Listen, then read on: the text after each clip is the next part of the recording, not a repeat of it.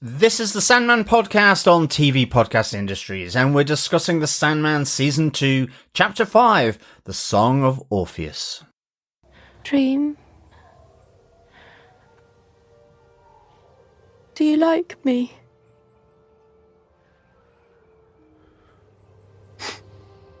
Well, you never fail to surprise me, which is no small feat. And it distresses me to see you troubled. So, I suppose I must.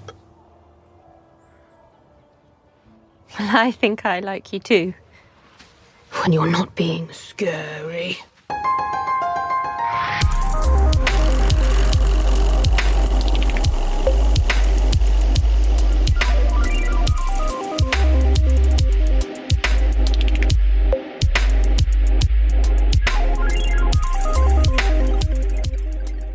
Welcome back, fellow dreamers and singers. This is TV Podcast Industries, and we are talking about the Sandman Season 2, Chapter 5, The Song of Orpheus. Mm-hmm. Yes, we're going Greek mythology on you in this episode. Yeah. Or in part, at least. In part.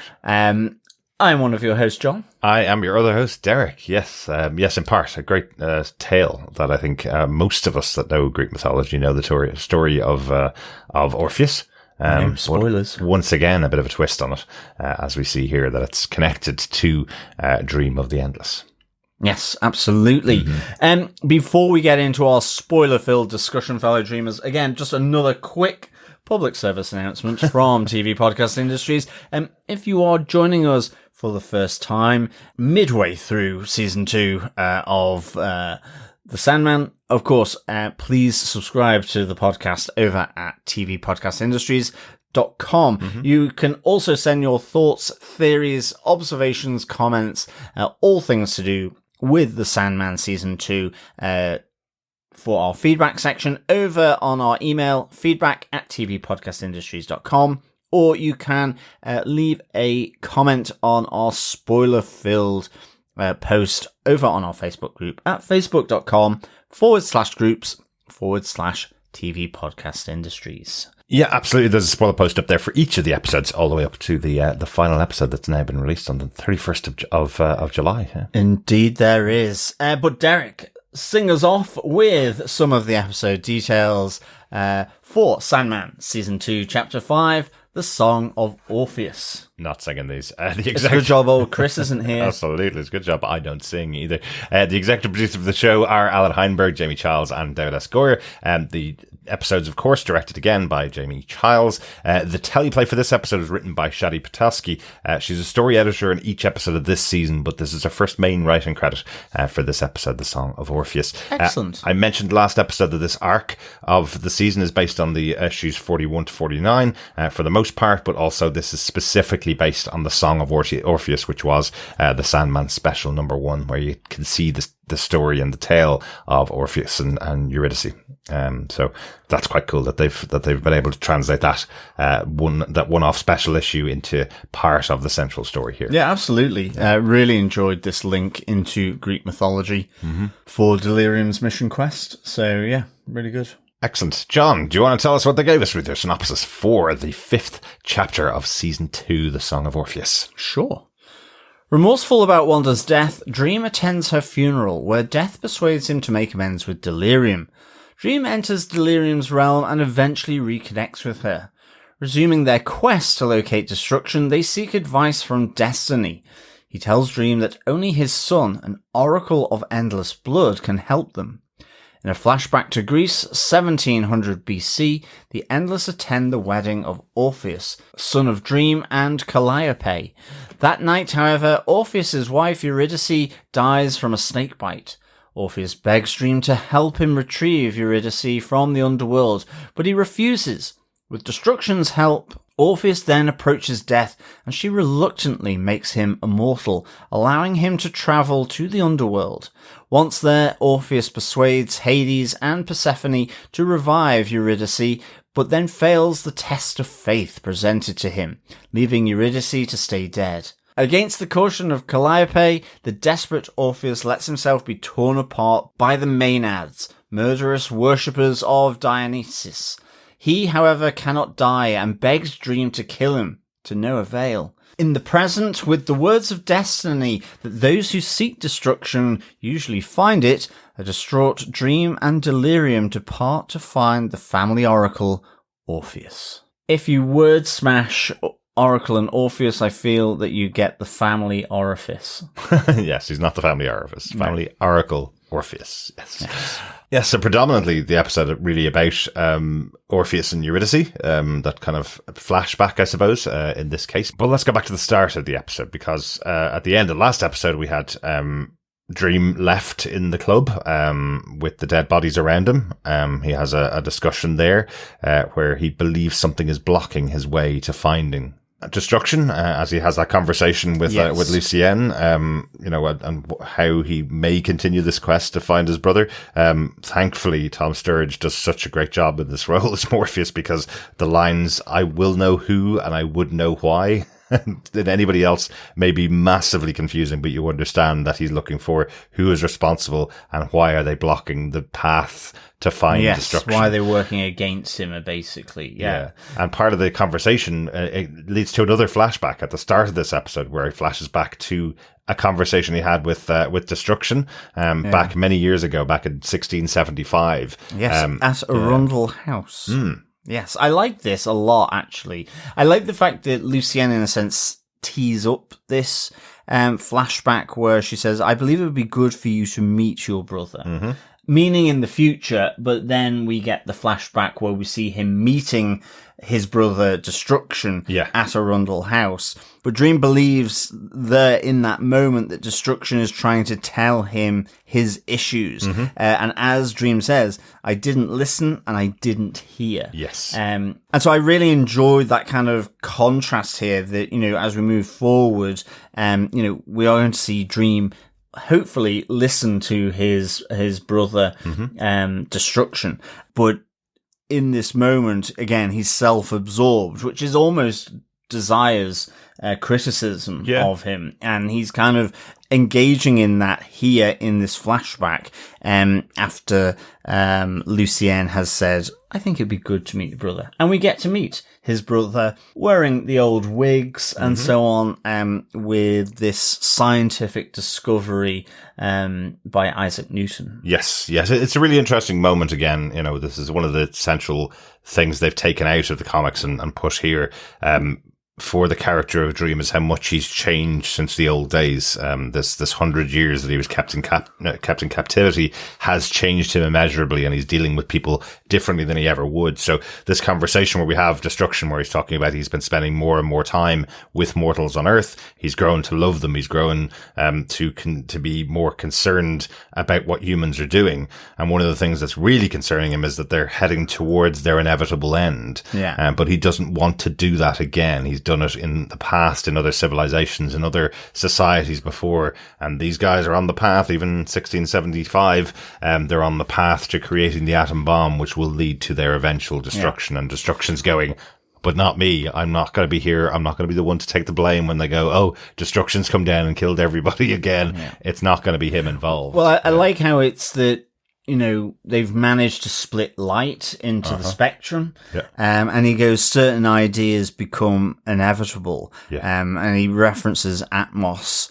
They will find a way to cut the atom, split the atom effectively. And I like then this notion that, in essence, what Dream is piecing together with this flashback is that he left so that he was the one that wasn't responsible for their destruction and the destruction of the ones he loves. And we heard previously he was a lover of Ishtar, a goddess on Earth. So again, he's grown fond of the people and things on Earth, but he is destruction, and he will lead to destruction, and he can be responsible for it because he is destruction, but he doesn't want to be. He's made this choice through caring about the ones he loves, Yeah. as he describes here. And Dream's response back in 1675 is very different, I think, than the response that this Dream, our Morpheus that we've been watching over these last 2 seasons. It's very different than his response. Maybe his response back then is, but there's no shame in fulfilling one's duties. That's what you're responsible for. You are destruction. I am Dream. I fulfill my part. I give people nightmares. I create nightmares to invade people's dreams. That's part of my job. Part of your job is the destruction of the human race. That's what you're here for. And there's no compassion in him. There's no understanding of what destruction's trying to say to him. And as we've seen over these episodes, as he spent more and more time with humanity, Dream is falling in love with humanity again. Yes, exactly. I mean, he comes across as a complete bureaucrat. Absolutely, yeah. For sure here, does Dream. And I mean, it is kind of interesting, not to spoil too much, but I mean, the third episode of this trilogy of episodes really links into this moment here where you have that dispassionate Dream giving the standard phrase to be responsible for your realm, your duties, as he says in the previous episode, right at the start to Delirium, that destruction abandoned us, but also his realm and his responsibilities. So again, it's just linking into this notion that, in a sense, Dream is evolving here. Yes. And I really, really enjoyed that. Absolutely. Absolutely. I think he even said last episode he would never, ever understand somebody that would leave their responsibility and leave their realm like destruction did, you know? And here he has started to get to an idea that, oh, hang on a second, maybe about 400 years ago, my brother was trying to tell me something and I wasn't listening to him properly, really like that. Again, this development of Dream. I do like how it's, just Lucian's quiet little musings about, well, maybe you should meet your brother, and, Lucian is an excellent companion for Dream. I Absolutely. think. Yep. Knows when to word things the right way, or how to word things the right way. And it comes across really well. I just like that relationship. Quiet, understated, but just those little nudges to help Dream along. Yeah, and just to kind of show how much Dream is evolving, our next major point is really the funeral for a friend. It's the funeral for Wanda. Because Dream feels that Wanda's been hard done by her death in the club. He's taking on board what's been said to him, that Wanda died because he went there and Wanda was their driver. If he hadn't been there, Wanda wouldn't have died. So he goes along to her funeral. He goes and contacts her aunt, who gives him a copy of The Marvelous Land of Oz, which Wanda wanted a copy of. And they have this really interesting conversation, really sad conversation in some ways, where Wanda's aunt is referring to her as Alvin, in multiple occasions, saying to her that, well, her family are religious and the funeral is just for them anyway. It doesn't really matter what they did. And we learn that Wanda has been, I'd say desecrated personally, but Wanda's body has been transformed back into what her parents wanted her to look like for an open casket funeral. Well, yeah, she's been put in a suit with her hair cut as a man, and it's a funeral, for him, not her. It's the name Alvin on the headstone and not Wanda. And, we have Dream here as well as Death, really saying this is not right. And it's not. I do like the counter element here, I think, from Wanda, where she meets Death afterwards. After Dream has left and placed the book by the headstone and changed the gravestone to Wanda, where he's kind of like, I feel I must do this. Yes, absolutely. It's a really nice touch. Yeah. But I do like how Wanda says to Death, it was never about the hair and the clothes. It was about who I chose to be. Yep. It's that legacy she wants to be remembered for. And I like how Wanda then, when she's speaking to Death after Dream has left the book by her headstone and also changed the name from Alvin back to Wanda. As he says, it's the least I could do. Wanda really says to Death, well, it was about who I chose to be. That's who I will remember, they can remember whoever they want, whether it's about the hair or the clothes. That's to make them feel better. Yeah. I have no control over that. But for me, this was about who I chose to be. Yeah. And I just thought that was a really good sentiment from Wanda, from Death, from Dream here. And, I think it was a really, again, like you said, for episode 4, in a sense, Wanda almost doesn't need to be in the show, but it's a really important inclusion into the show, from a trans point of view. Yeah.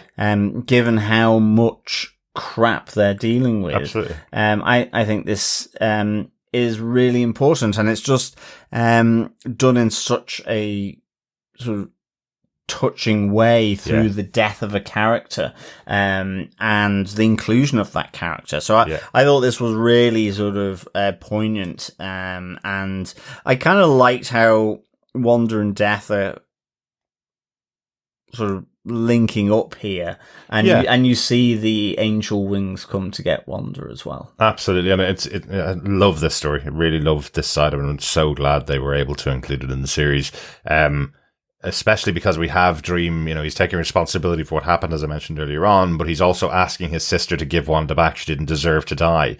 She was not responsible for what happened, and Death is telling him, well, she's gone. She's already passed. I can't do anything. Yet she still has a moment with Wanda. She still sits beside her. She brings her to the funeral, effectively. That's her last moment. She brings her back home to Kansas, so that she can see it in a good light, even though the people there that call themselves her family are treating her like, I don't know, they're desecrating the corpse, as I said before. She is able to find some goodness in the place. It's almost like she's saying, at least now that I'm standing outside of it, I can see goodness here, even if it's not in the family that I've left behind. Yeah. A reminder to everybody of the LGBTQ plus community: get your affairs in order, make sure your will's written, make sure this kind of thing doesn't happen, where a family that didn't care about you take the body back and turn you into something that they wanted. It's just absolutely horrible. And it's just the grace of Wanda as a character to say, I lived my life and I chose the way I lived, and that's what's important to me. I love the line from Dream as well, when he's confronted by the aunt saying, was she happy? And Dream's line back saying she lived every day entirely as herself at all times. What a great description of the character Wanda. Yeah, really, really good. Definitely. Death here also tells Dream to go and see his sister, Delirium, and make sure that she's okay. Yeah. And he takes that advice on board. Absolutely. Yeah. Well done, Dream. He does. And I love that this is the reverse of what happened in episode 4. Delirium saying that she only arrived in Dream's realm because he wouldn't pick up the phone to her. Delirium's closed off the walls to Dream, so he has to just walk over there, right? So Death breaks through the barrier between worlds. Love that little cracking thing again in the background. Really good. And Dream walks into the realm of Delirium. So let's talk about it in our next point, John. The reuniting of Dream and Delirium. Delirium loves trains. Every carriage a different place. Some massively scary, some even more so, or even less so, depending. Yeah, absolutely. I mean, it's pure delirium in Delirium. Exactly. I love that she's a train spotter. I love that she, in the end, dare I say it, everybody loves trains. Even Delirium. Well, yes. In the end. Yeah. So I really enjoyed this. Dream thinks he sees Nada in the coach, and he works his way through and eventually sees Delirium. And I love how then they're outside of the train, they're by a fountain. It looks all very bougie in a sense, a little hipstery. Yeah. And well, it's her former fairground, isn't it? Yes. That's where they are. It was really good. She's hidden under the sundial, but the sundial's broken, which I don't know. There's something about that from Delirium. You're kind of going, how's your sundial broken? It just works by the sun. So Delirium, even in Delirium's realm, there's things that should work that don't work. Yes. Yeah. And effectively, we have Dream telling his sister that he is sorry for what he did, and that whilst he doesn't expect forgiveness, he would be very pleased if she did. And, can we continue and resume our journey together to find destruction? Yeah, I love that he even says to her, if anybody, including you, had lied to me the way I did and broke my trust, I would never forgive them. But can we at least resume the trip together? So, he's telling her, you don't have to forgive me. But, because I wouldn't, but could we at least resume this trip together? And it all hinges on one question from Delirium, which is, she asks him, do you like me, to Dream? And Dream says, well, it distresses me to see you troubled, so I presume that means I like you then. Again, him doing a little bit of wordsmithing, but giving the right answer to Delirium so they can continue on their quest. Exactly. I mean, weirdly, dreams are so expressive, yet the Lord of Dreams in this concoction is devoid of expression. And it's kind of an interesting sort of reflection, I think, back in a sense. Maybe he puts all of his expression into his dreams for people so that they're that vivid. And it leaves him wearing black, looking grey, and being so minimalist, you just couldn't comprehend it. So I really like that. I think, Delirium almost feels like the most normal of the Endless, in that sense. Which is interesting in itself, John. It is, because of because it's delirious, it's delirious activities in Delirium, in the realm of Delirium. And I think... formerly Delight, remember, yeah. Well, that's true. I'm not entirely sure how that would look, the realm of Delight. One of my favourite desserts is Angel Delight as a kid, No, so maybe it would just be made up of Angel Delight. No, there's an indication here in this episode that it was the fairground that they're sitting in, the broken down fairground that Delirium's sitting in. There was Delight at one point, but now it's turned over into Delirium. So the fairground they were once in has broken down. Like they're all feverish or something. Well, yeah, absolutely. That's some of it. And of course, as you say, you love trains, and their train has turned into a carriage full of S&M people and faceless commuters. So the delight in sitting on a train and enjoying your traveling experience has turned into an S&M party and faceless commuters. So yeah, there you go. Excellent. So there's bits of the former Delight realm, I guess, that have now all turned over into Delirium. But now they've reunited, they're going to go off on their journey, and the next person they're going to go and visit is Destiny, I guess. They have to sort of connect back in with Destiny to in order to try and find destruction and to kind of make sure that no one else dies. I think they're still very conscious that we've had the death of Ishtar and Bernard Capax. But here they go to Destiny, and Dream kind of forces the issue with Destiny to the point where he gives him the answer to his question as to how he will be able to find destruction, which is you will need an oracle. There is one oracle of the family. And it just so happens to be from the fruits of Dream's loins. Well, exactly. Pretty lucky that Destiny wasn't destroyed in the quest to find destruction, isn't it? Exactly. Or was it? We will see. But yes, this does lead them on to, I guess, the next major thing, the next interesting moment from the episode is really the tale of Orpheus and Eurydice. As we have this Song of Orpheus, the comic book adapted into this flashback story back in 1700 BC in Greece. I love this, particularly because each of the members of the Endless get their Greek name, which I really like. Really good. Yeah. Just this idea that they're being treated by Orpheus, the son of Calliope, and Morpheus Calliope, who we met at the end of last season of the Sandman. And they're there for the wedding of Orpheus and Eurydice, and each member of the family comes in, and it's just really fun seeing a character like Orpheus treat them all like uncles and aunts as they walk through the door. Yeah, no, it is really good. And each one given their blessing or not, as Destiny tells them, well, there's no point in me giving a blessing. your destiny is your destiny. I've got a book here that tells me what it is, basically. So I just love the little reactions from Orpheus, and particularly from Eurydice. We don't see much of her in the episode overall, but she does think this whole family are very odd with their comments and with their as I say, blessings. Yeah. No, absolutely. I do like that moment as well, where it's just kind of an offhand comment. We have kind of members of the family leaving the wedding early, but Death stays behind. And I kind of like how that connects in then to the death of Eurydice, bitten by a snake. So she's there to hand. She's quite efficient as Death, but I just like how, you know, it's a throwaway comment as all the other members of the Endless are leaving, but in the end, she knows where she needs to be, and that's because Eurydice is going to die just after being married to Orpheus. Exactly. You know, Dream says to her, have the rest of our siblings gone? And she says, yes, they have business to attend to.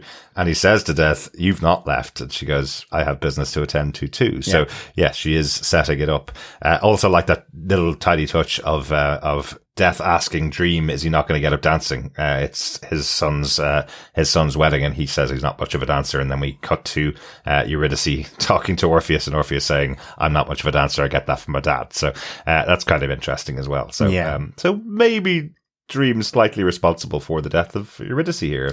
If Orpheus had just gone out and danced on the dance floor with his wife, they wouldn't have gone out to the secluded place with the snake to take her life. That is true. For sure. I mean, I wouldn't like to blame someone for not dancing for the death. I mean, that is like quite a causal link. Always take your opportunity to dance at a party, John. I always say but that. I also think the wallowing of Orpheus that comes later is certainly self-indulgent in the same way that his father's self-wallowing around Nada and whatever else. So it's not off the pavement he licked it. That's not at all.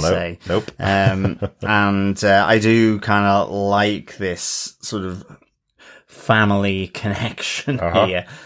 But yes, unfortunately, Eurydice is killed, and Orpheus struggles with the death of his newlywed and his wife and the love of his life. But we have Dream commanding him to live, because Orpheus says he would gladly trade his life for his loved one. And Morpheus refuses. And, you know, there's kind of that family split as Orpheus kind of rejects his father because he's not willing to help him here. And so goes to his uncle. Yeah, but he wants him to go to Hades to plead with Hades for the life of his wife. Well, that's true. That's quite a big thing. And Morpheus kind of going, I'm not going to plead, because more than likely he realizes more than likely Hades will ask for the soul of Orpheus and give Eurydice back to Earth if he is going to do some kind of exchange.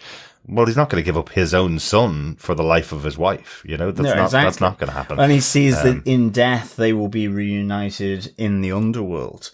But with the refusal of Morpheus, of course, like any young child, he does a workaround and goes to his uncle instead.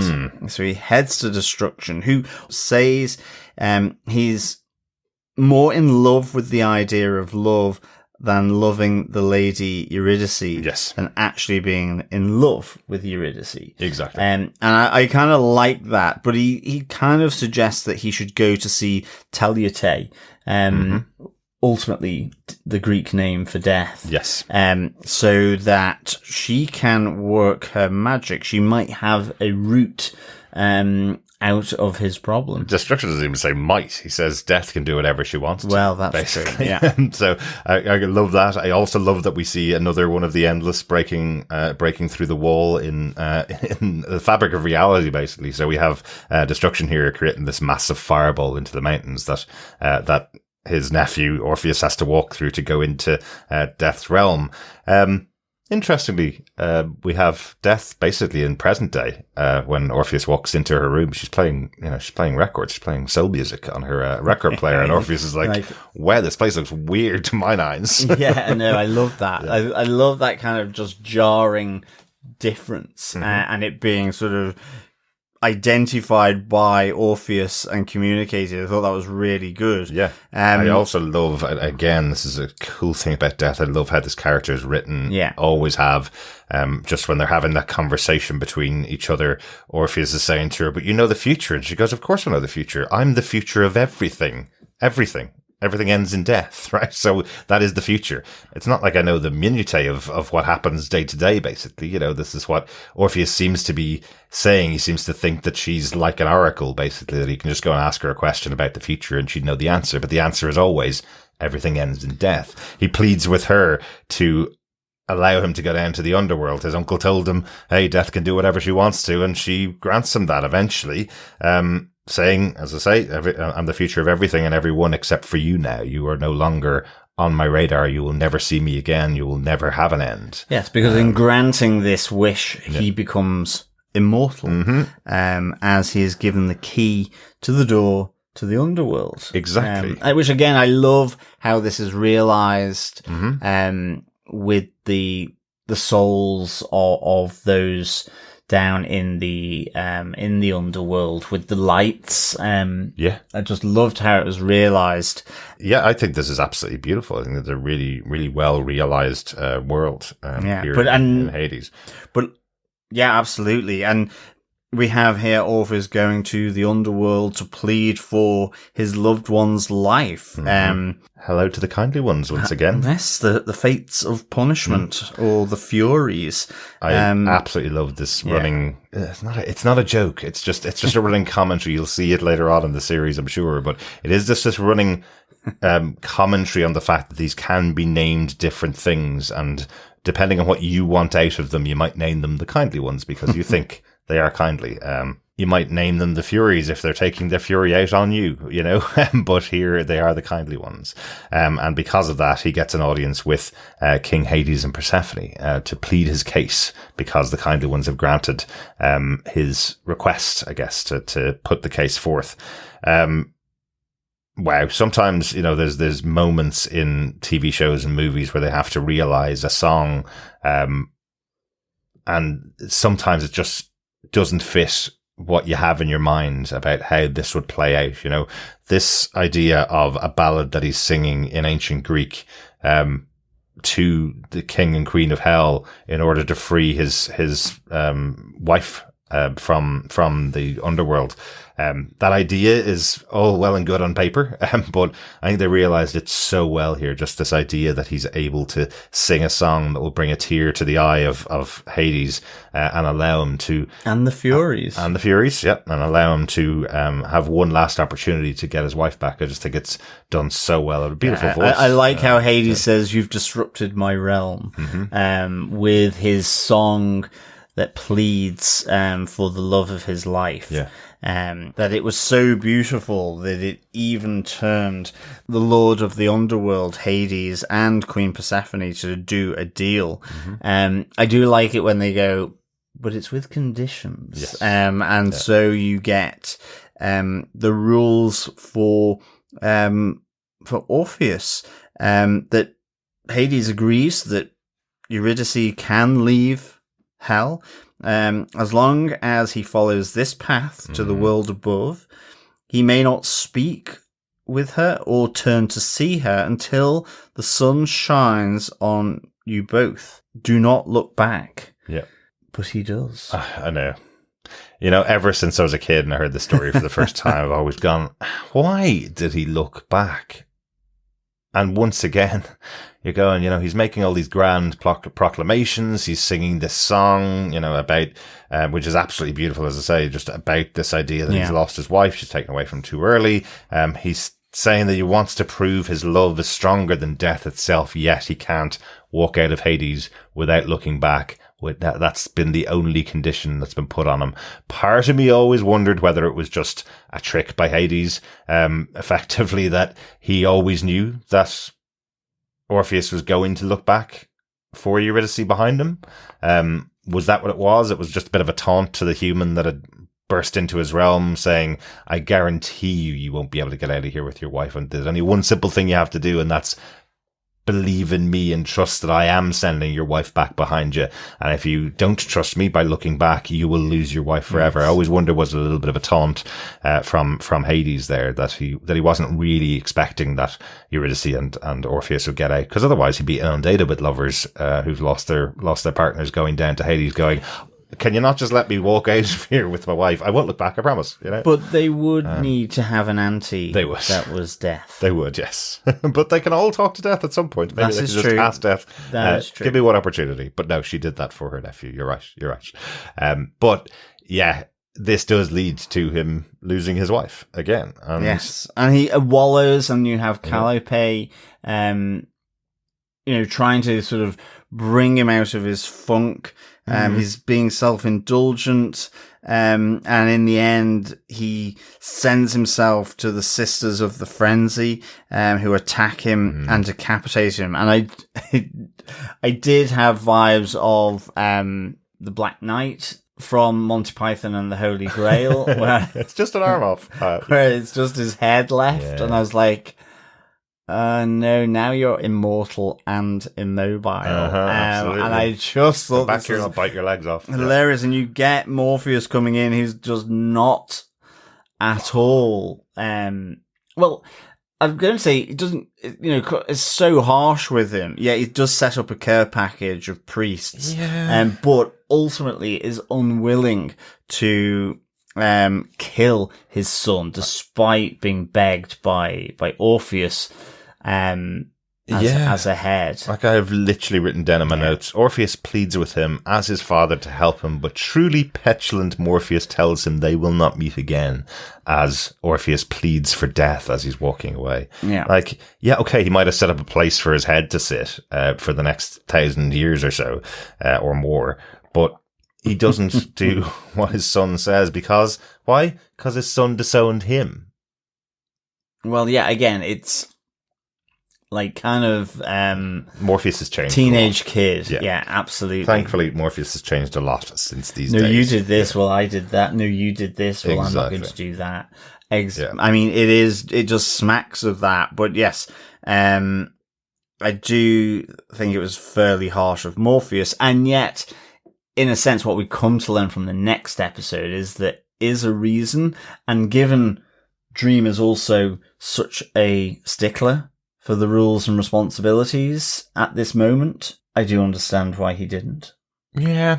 But it's also harsh. I find him harsh. And there's also another thing, that little thing that's tied up from season 1 in the conversation that Orpheus has with Calliope when he returns from Hades, where we learn that this is the reason why Calliope left Morpheus, and we saw the resolution to that back in season 1. I kind of love how this is all adding those little extra pieces. She can't be around Morpheus anymore because of the way he treats people, right? And the way he treats other humans. Yeah. She can't possibly be around him. She's seen that side of him, and eventually she'll see the other side of him, which we saw back in season 1. So, definitely. So that's kind of cool. But the episode ends back with Destiny in Destiny's Garden. After this tale of Orpheus and Eurydice, we learn from Destiny that that he is the oracle that Morpheus needs to go to. And then there's a little conversation between Delirium and Destiny I don't want to leave out, because she says to him, I used to be Delight. I stopped being Delight, but there are roads outside your realm that you know nothing about. I know more than you. I just think that's a real... it's almost a threat. I really enjoyed it. I mean, it's not, but it's kind of like saying, I know more than you do. Yes. And I know that there are futures... I mean, the way I took it was that there are futures that aren't just linear. Yeah. The A to B to C to D. Exactly. That Destiny has, that there are those that go outside of your garden. Yeah. And pathways that don't fulfill those rules. Yeah, that aren't part of Destiny. Yeah. I know more than you. And I think it's part of that, and I think it's also a younger sister looking at the stuffy older brother who just thinks he knows everything. Exactly. It's like, I know more than it's you. Really I know different good. things It's than really you. well done. Yeah. I did love that moment. Yeah, it's really cool. And then she goes and talks to Dream. I love this moment as well between the two of them, where she colours her eyes the same, because she does that to put people at ease. So she has the two eyes the same color, and then she talks to Dream for a moment, and he tells her, I don't need you to do that with me. effectively saying that they've sorted their relationship out. Yeah. The two of them are friends now. So off they go to find Orpheus.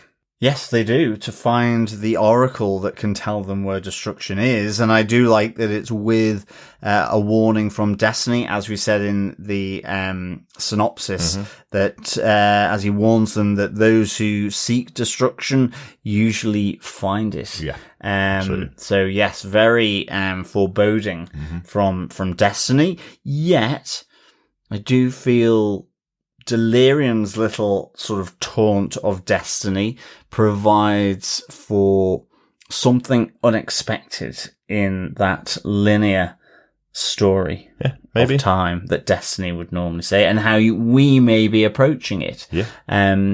As we've kind of come to the end of the next episode, which we'll discuss more.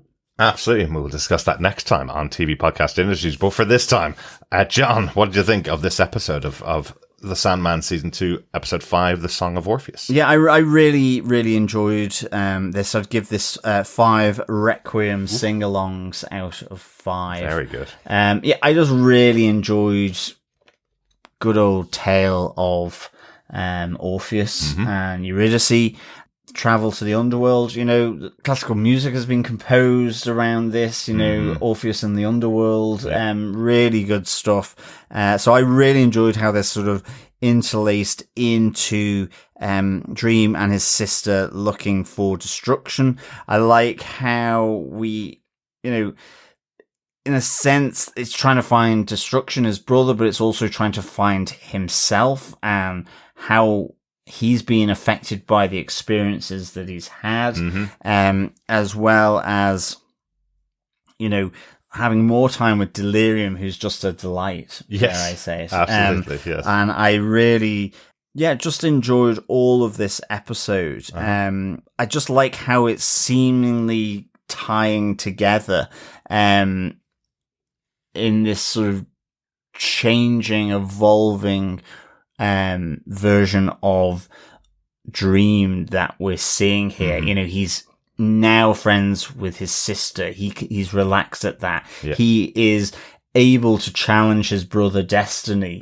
He is in the flashback, and it's all countered by these flashbacks, which is really nice. So for me, this was 5 Requiem sing-alongs out of 5. Fantastic. Excellent stuff. Yeah, it was a really good episode, wasn't it? Really, really enjoyed that. Oh yeah, definitely. Yeah. Like I know I've said many times now, and I promise I'll stop saying it, that it's a shame they haven't been able to do a live action version of the entire comic. But if there's one thing I've always loved in the comic, one thing that was always really exciting in the comic was getting some time to have the interactions between members of the Endless together. I know this episode mostly is around Orpheus and Eurydice, something that was left for a side story, I suppose, in the comic books. But having moments where we have each member of the Endless arrive at the wedding, and how they would interact, I love those moments, how well observed, how well written a character like Death is, where she's saying, oh, I have business here, and you don't really pay attention to what she said, and then you find out that her business there is to take away the bride at the wedding, those kind of moments are really interesting. Having Destiny talk to Delirium and to Dream, those are great moments as well. So if we were to excise the entire story and leave us with just the moments of the Endless interacting with each other, at least those moments are great as well. So that's always good. Yeah, most definitely. Yeah. That's it for our thoughts on episode 5 of season 2, The Song of Orpheus. We have some feedback in from our wonderful fellow dreamers. First up, we got an email in from Coffee and Vodka who says, greetings, fellow atom dividing defenders. This was packed so full, I had to watch it twice before saying anything. Barbie's absence from the funeral was felt, yet they bridged it well. The pairings and dialogue here were as real as they were fantastical. Dream and Death, Dream and Delirium, and Barnabas and Destruction, among others, were filled with mirth, sincerity, and meaning. Especially Barnabas. Such an awesome boy. The exception was Orpheus. The only stories I ever skimmed after the first reading were Calliope and anything involving Orpheus. The first for obvious reasons, first and the second because I found it to be pure dramatic tragedy for its own sake, a character constantly tripping over his own metaphorical feet, the perfect Aesop's fable of keeping head above heart, lest ye lose both, though in his case everything but his head. Finally, Tom Sturridge's performance continues to amaze. If he hasn't been nominated for an Emmy, then there is no TV god. 5 churlish church people, setting suns, and songs of sadness out of 5. Peace and take care. Coffee and vodka. Excellent stuff, Coffee and Vodka.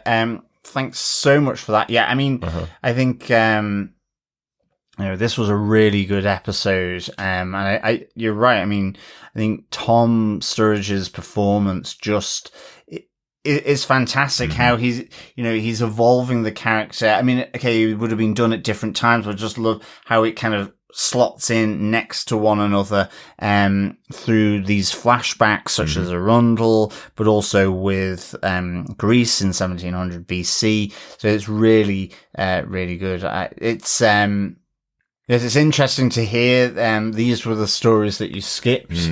Yeah, I mean, it is just so well done here and brought in to the TV show. So I'm really pleased then that you've are giving these 5 out of 5 absolute songs of sadness. I mean, actually, the singing in this was really good. Like you say, just how they brought that. But I mean, it's even just it's just the intonation of the Greek language in that song is so good. And I love the reaction of Hades and Persephone, oh, damn it. And I love how Hades kind of after it is like, you've disrupted my realm. Yeah. Everyone will be wanting this get out of jail free card. Exactly. So, really pleased you enjoyed, this episode, Coffee and Vodka. But it's also the souls of the damned singing along with the song as well. That's the and thing the I really Furies liked. weeping. All of them just sort of pulled in to Orpheus's sincerity, in a sense, that sincerity of it. And I'd probably agree with you, Coffee and Vodka. The stories of Orpheus, even in Greek mythology, aren't the most interesting stories, because, as I say, even as a child, I was going, what is this kid doing? Why is he turning around to look at the one behind him? He was told not to look around. Why is that the only thing he's been told that he shouldn't do, he goes ahead and does it and then loses exactly the same way as they told him he would lose, right? So why is this the story? But I do think it's like brought Pandora's to life really box, well. isn't it? It's that notion of always need to look behind the veil. It's the Wizard of Oz moment in that sense. It's all just, you do what you've been told not to do. Yeah, but the big difference put your hand in the fire. Yeah, but the big difference with Orpheus is he's told when the sun hits both of you, then you'll be fine. Whereas with Pandora's box, you're not told what's inside it. So that's the inquisitive nature and the curiosity killed the cat idea. The human race will die if you open that box. But if I just take a peek inside, that won't kill the human race. They should have realised from Pandora. It was pandemonium. It was chaos. Well, there you go. Smarter man than I. But I wouldn't have opened Pandora's box either, because I do what I'm told. But Orpheus is not doing what he's told here. Fellow dreamers, he does. Thanks so much, Coffee and Vodka. Lovely. Thanks, Coffee and Vodka. Over on Facebook, Dr. Bob Phillips says, having recently watched Chaos on Netflix, it took me a moment to reset my Greek myth specs and not be disappointed that Goldblum and Piper weren't popping out from the shadows. I suppose it's good to see that Dream has always been an emotionally unavailable obsessive when it comes to mortals. And is it a crack or a glimmer of hope that we see him almost playful with Sister Death and Little Sis Delitium? I think it is. I love a glimmer of hope. It is, but I love that you call her Delitium. That's a great combination of the two, delirium and delight. Yes, it is a glimmer of hope. Yeah, absolutely. The reason why we're focused on this character and all of the Endless in this specific period of time. Why didn't we focus on the characters when Destruction left, for example? Because they were all unchanging members of the Endless. At this specific time, Dream is changing. Dream is becoming something very different to what he was. early on in his existence. Yes. He has been exactly the same throughout his existence. Yes, okay, he's had some moments where, he went after Nada and he got married to Calliope and he had a child. Yes, he's had some moments there, but Calliope left him because he's unchanging. Yeah. But we see that he has moments now where he is accepting mortals. He's interacting with mortals. He's learning from his sister like Death in the last season. He's learning from Delirium as well. So yeah, that's the reason why we're seeing him now, is because there's a glimmer of hope that maybe Dream can change. Maybe Dream can become a different being in his dealings with the mortal realm.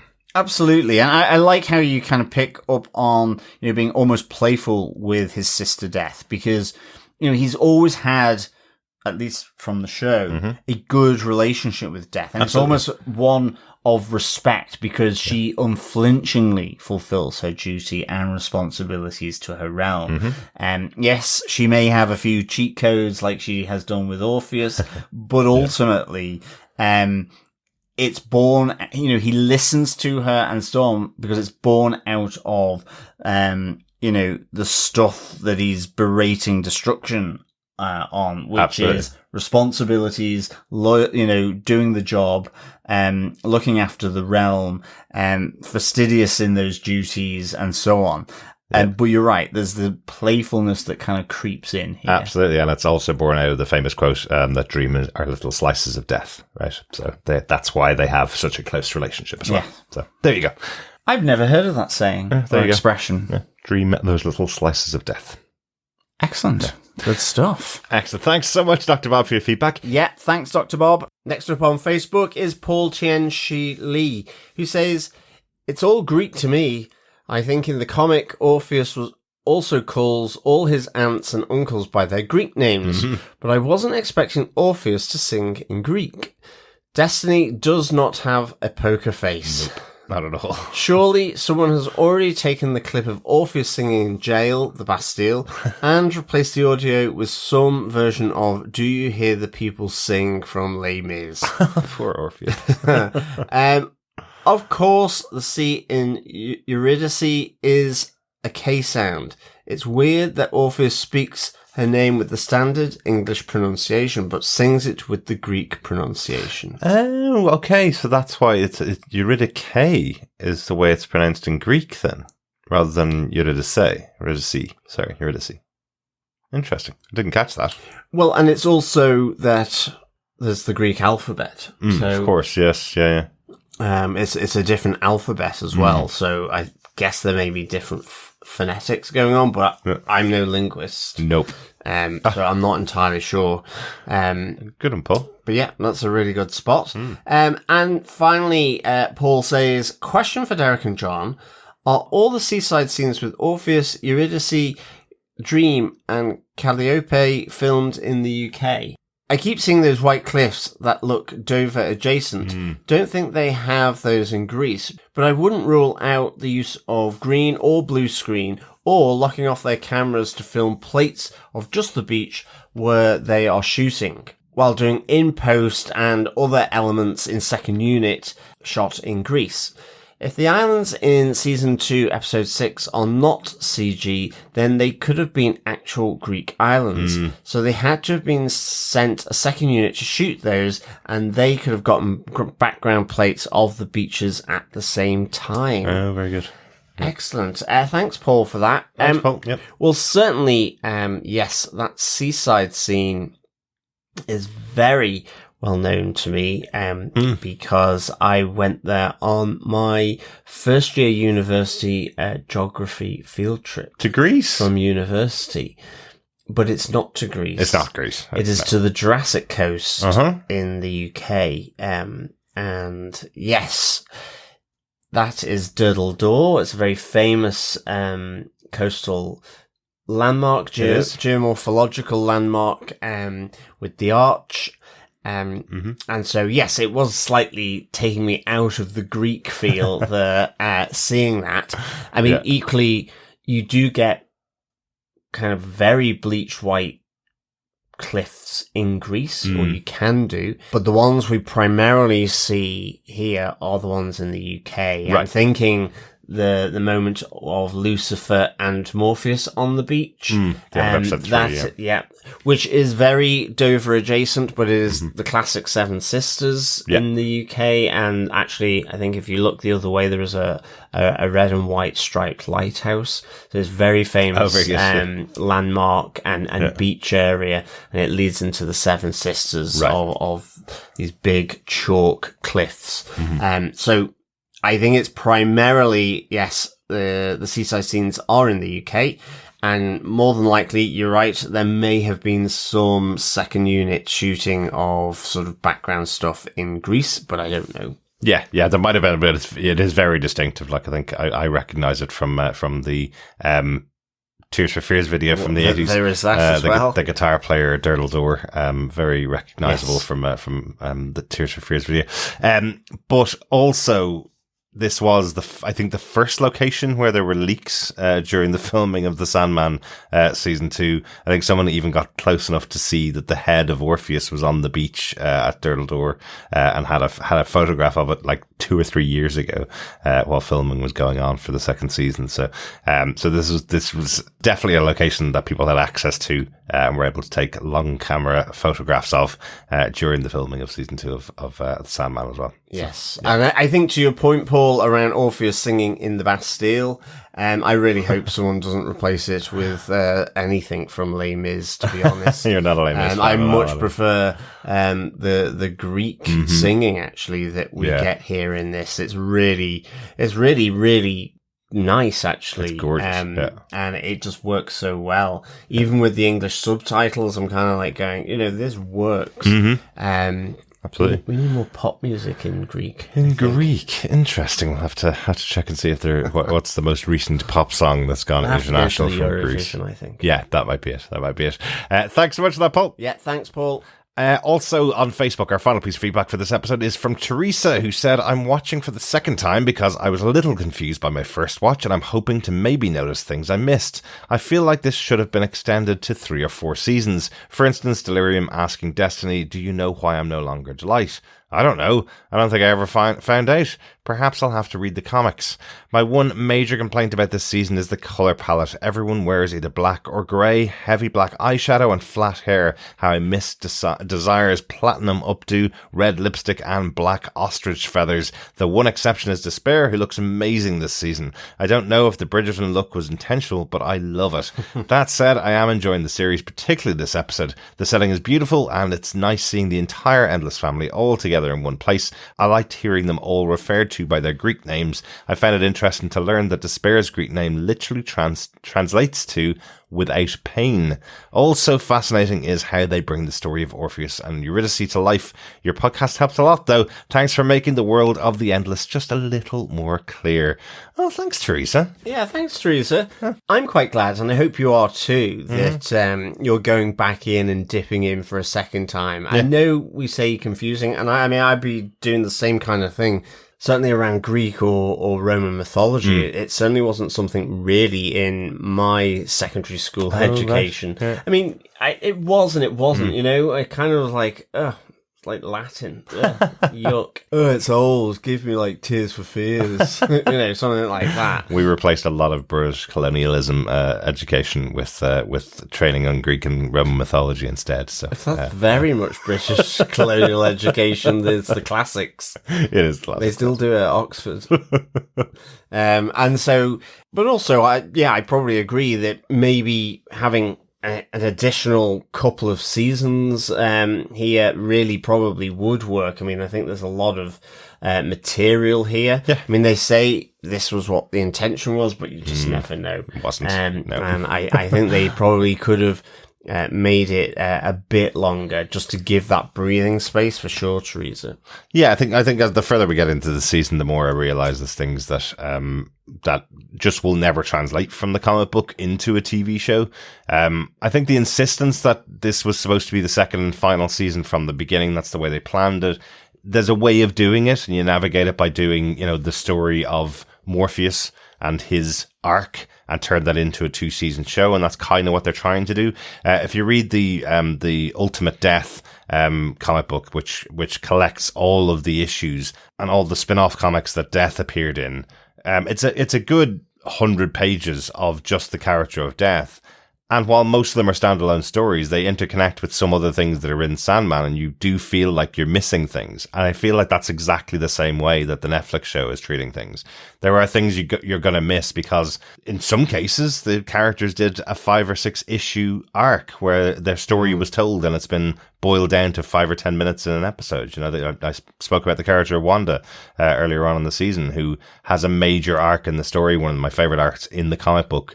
And it's been boiled down to 5 or 10 minutes in these episodes on Netflix, but you can't get everything. I wish you could. The comics are still out there. Definitely worth renting out from your local library to read, without a doubt. I'd highly recommend that. But there are still things that you're missing. I think you mentioned there about Delirium saying that she's no longer Delight and you don't know why. While that's not something that jumps out to you in the TV show, it doesn't really jump out to you in the comic books either. You kind of have to put that together yourself as to why Delight eventually became Delirium. It's a bit of a play on words, as the creator Neil Gaiman tends to do with his characters, that eventually Delight will become Delirium. But it's interesting to read the story and how it's presented there. So I would highly recommend going and read the comic books, and hopefully we can help as we go through the rest of the series as well. Thanks so much for listening along with us, though. Yeah, absolutely. Thanks, Teresa. And if you want to send any feedback into us, as we mentioned earlier on, you can email us to feedback@tvpodcastindustries.com or pop on over to our Facebook group at facebook.com/groups/tvpodcastindustries. Unimaginably, we are almost halfway through the second season of The Sandman. Next time, we'll be back with The Sandman, episode 6, Family Blood, the final part of this arc.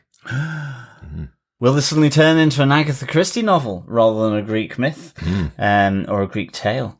What is the family blood? What is family blood? But it doesn't sound great, does it? It doesn't. At all. But very much looking forward to talking about that one.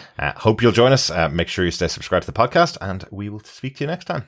Excellent stuff. Thanks so much, fellow dreamers and singers, for joining us on this sing-along of the Song of Orpheus. Can you imagine if we just sang the whole episode? Well, I was thinking we could have, you know how like shows do, sort of the puppet style or the musical style or retro, whatever, some kind of retro style. Like Buffy and Strange New Worlds did. Exactly. Yeah. If we did that, but like as a musical. TV podcast industry is a musical. But we do need Chris here because he needs to provide the bloody ears. Oh God. Save us, Dr. Bob. Save us.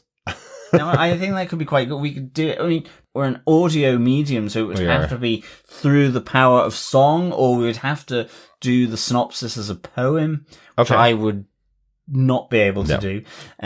But alas, yes, some kind of audio or distorted, like Cher in I Believe. We could be doing that. Well, like most singers now, I suppose. Yes. Use auto-tune in the podcast. So when I finish producing the podcast, if I run it through an auto-tune, maybe that'll give us... That would be hilarious. TV Podcast Industries, the musical. It would definitely make your ears bleed. Yeah. But thanks so much for joining us. I promise that episode is not coming soon, but what is coming soon is The Sandman, episode 6, Family Blood. Yes, again, thanks, fellow dreamers, for joining us. Until next time, keep watching, keep listening, and of course, keep dreaming along. Bye. Bye.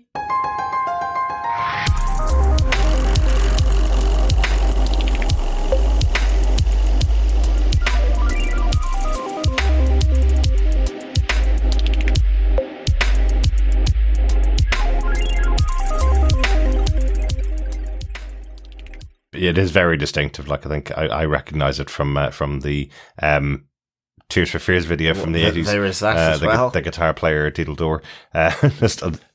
Diddle Door.